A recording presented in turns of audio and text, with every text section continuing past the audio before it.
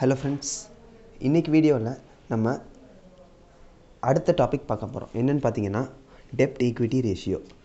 நம்ம நார்மலாக டெப்ட் equity ratio அப்படின்னு சொன்னால் ரேஷியோ அனாலிசிஸில் 2:1 அப்படின்னு சொல்லி எல்லோரும் படிச்சிருப்பீங்க. ஆனால் அங்கே இருக்கிற டெப்ட் ஈக்விட்டி ரேஷியோவும் நம்ம இப்போ படிக்கிற இந்த அக்கௌண்ட்ஸில் இருக்கிற டெப்ட் ஈக்விட்டி ரேஷியோவும் இந்த எலக்ட்ரிசிட்டி அக்கௌண்ட்ஸில் இருக்கிற டெப்ட் ஈக்விட்டி ரேஷியோவும் ஒன்று கிடையாது. ஏன்னா நார்மலாக டெப்ட்டுக்கு வந்து எக்கச்சக்கமான டெட் இருக்கும் நார்மல் கம்பெனிஸ்க்கு. ஆனால் எலக்ட்ரிசிட்டி கம்பெனிக்குன்னு வச்சுக்கிட்டால் வேறு மாதிரி டைப் ஆஃப் டெட்டு வரும். ஸோ இந்த எலக்ட்ரிசிட்டி கம்பெனியை பொறுத்த வரைக்கும் டெட் ஈக்விட்டி ரேஷியோ அப்படின்னா 70:30. நமக்கு கொஸ்டினில் வந்து சில capital, opening capital, debt capital எல்லாம் கொடுத்துட்டு ரிட்டர்ன் ஆன் ஈக்விட்டி கொஸ்டின் கேட்பாங்க. அதுதான் வந்து நமக்கு இதில் இருக்கிற லாஸ்ட் டாபிக். அந்த ரிட்டர்ன் ஆன் ஈக்விட்டி கண்டுபிடிக்கிறதுக்கு நமக்கு இந்த டெட் ஈக்விட்டி ரேஷியோ வச்சு தான் நம்ம கண்டுபிடிக்க முடியும். அது எப்படிங்கிறத தான் இப்போ பார்ப்போம்.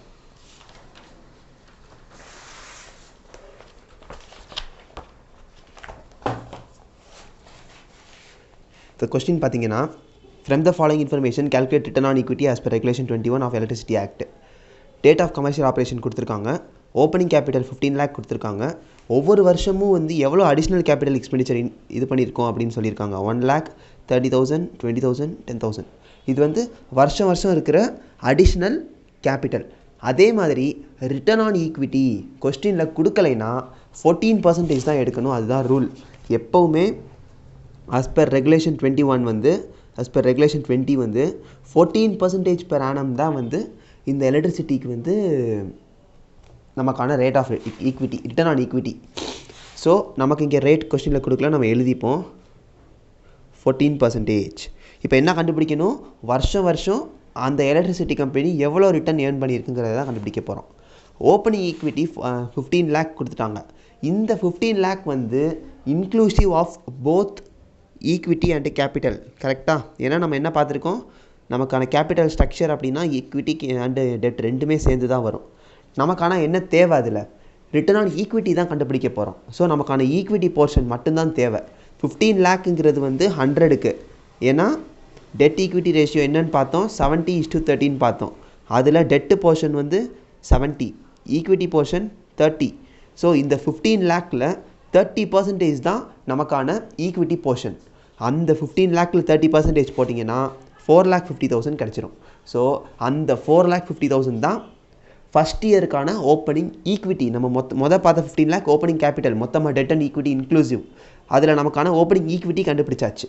அடுத்து அடிஷ்னல் ஈக்விட்டி கண்டுபிடிக்கணும். அதே மாதிரி மொத்தம் 1 lakh, அதில் 70% வந்து டெப்ட்டுக்கு போயிடுச்சு, மீதி 30% மட்டும் ஈக்விட்டி, அடிஷ்னல் ஈக்விட்டி 30,000 ஆட் பண்ணியாச்சு. 4,80,000. ஆவரேஜ் ஈக்விட்டி கண்டுபிடிச்சிட்டோம். ரெண்டையும் ஆட் பண்ணி டிவைடட் பை 2. இப்போ நமக்கு ரேட் என்னன்னு தெரியும், 14% தெரியும். ஸோ இந்த ஆவரேஜ் ஈக்விட்டியில் 14% போட்டிங்கன்னா ஃபஸ்ட் இயருக்கான ரிட்டர்ன் கிடச்சிரும்.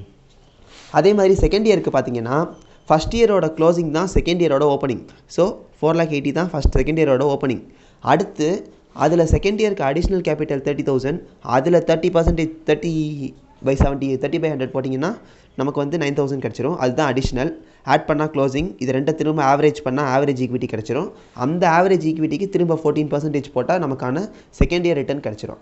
அதே மாதிரி செகண்ட் இயரோட க்ளோசிங், நெக்ஸ்ட் இயரோட ஓப்பனிங். திரும்ப அதே மாதிரி 20,000க்கு 30 போட்டிங்கன்னா 6,000. ஆட் பண்ணால் க்ளோசிங். ரெண்டையும் ஆவரேஜ் பண்ணால் ஆவரேஜ். இதிலேருந்து 14% கண்டுபிடிச்சிங்கன்னா நமக்கு ரிட்டர்ன் கிடச்சிரும். லாஸ்ட் இயருக்கு தேர்ட் இயரோட எண்டிங் தான் லாஸ்ட் இயரோட ஓப்பனிங். திரும்ப 10,000ல் 30னா 3,000. ஆட் பண்ணால் க்ளோசிங், ஆவரேஜ் பண்ணிட்டு அதில் 14% போட்டால் ரிட்டர்ன் கிடச்சிரும். இதுதான் நமக்கான எலக்ட்ரிசிட்டியோட லாஸ்ட் டாபிக். இதுலேயும் நமக்கு எக்ஸாம்ஸில் சம் வரும். நார்மலான ஒரு சம் தான். நம்ம இதில் ஞாபகம் வச்சுக்க வேண்டியது, ரேட்டு கொஸ்டினில் இல்லைன்னா 14% இல்லை. அதே மாதிரி டெட் ஈக்விட்டி ரேஷியோ எப்போவுமே 70:30. நமக்கு வந்து ரிட்டர்ன் ஆன் ஈக்விட்டி கொஸ்டினில் கேட்டிருக்கிறதுனால நம்ம வந்து ஈக்விட்டி போர்ஷன் எடுக்கணும். இதே ரிட்டர்ன் ஆன் டெட்டுன்னு கேட்டாங்கன்னா நீங்கள் 70 எடுத்துக்கலாம், பட் கேட்க மாட்டாங்க. ஸோ ரிட்டர்ன் ஆன் ஈக்விட்டி எப்போவுமே 30 தான் எடுக்கணும். அதுதான் இந்த எலக்ட்ரிசிட்டி கம்பெனியோட கான்செப்ட். இதில் ஏதாச்சும் டவுட்ஸ் இருக்குன்னா கமெண்ட்ஸில் கேளுங்கள். தேங்க்யூ.